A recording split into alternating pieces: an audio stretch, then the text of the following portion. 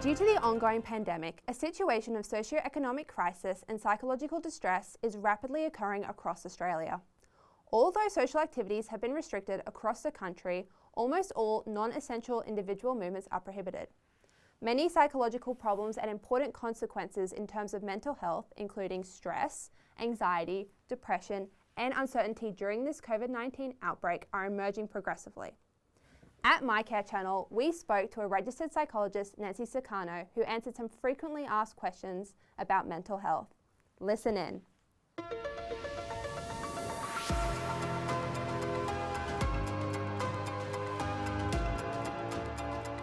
Hi, I'm Nancy Sokarno. I'm a registered psychologist in Sydney, Australia, and I'm here to answer some commonly asked questions about mental health, pandemic, and the lockdown.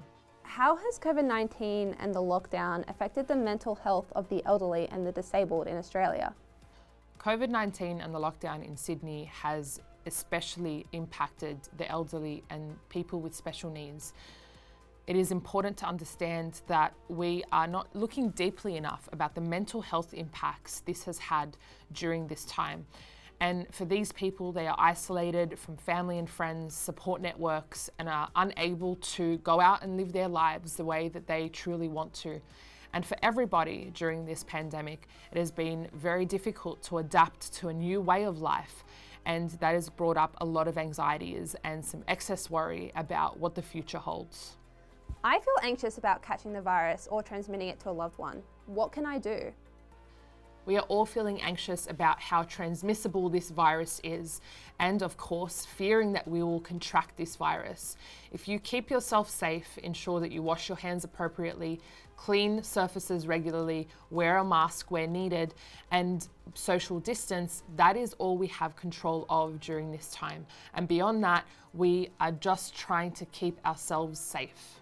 How do I balance washing my hands enough and not becoming obsessive about it?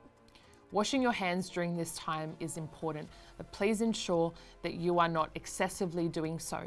After using the bathroom, going outside and grocery shopping, or interacting with other people, ensure that you wash your hands adequately for 20 seconds, sanitize where needed, and just keep yourself safe and clean. Which is making people more anxious, the virus or the hysteria in the media? I believe the hysteria in the media is far more anxiety-provoking than the virus itself. People are flooded with information from the media, social media, and friends and family alike, where everyone is trying to get a grasp and understand what is actually happening around us. And so ensure that you are getting information from credible sources, government websites, and abiding by the public health order. And if you need to, put boundaries in place when having conversations about COVID with friends and family. If you're feeling overwhelmed by this information or you do not believe the things that they are saying, please reach out and speak to them about how this is making you feel. How can I cope with the stress and anxiety I'm experiencing because of the pandemic? Coping with stress and anxiety during this time is really important. Ensuring that you reach out to services, online services, crisis management lines, or to your local GP. Reaching out to family and friends via phone or message. Ensuring that you are keeping yourself connected to the people that you love most. And taking care of yourself in all ways that pertain to your physical and mental health. As the schools reopen shortly, how do I talk to my child about COVID without making them anxious? New South Wales schools are said to reopen on October 25th, and it's important to have conversations with your children in regards to keeping COVID safe. The government has recommended that children wear masks when going to school, and this might exacerbate children's anxieties.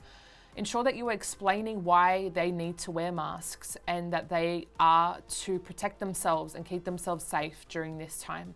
And again, educating them at home about COVID-19. Of course, ensure that you are informing them age appropriately during this time and not exacerbating or catastrophizing the situation at hand. All right, so that was Nancy Sokarno, a registered psychologist working in Sydney, Australia. Thanks, Nancy. For more information, or if you have any more questions, do get in touch with us at mycarechannel.org.au or call us on 1300 46 1300.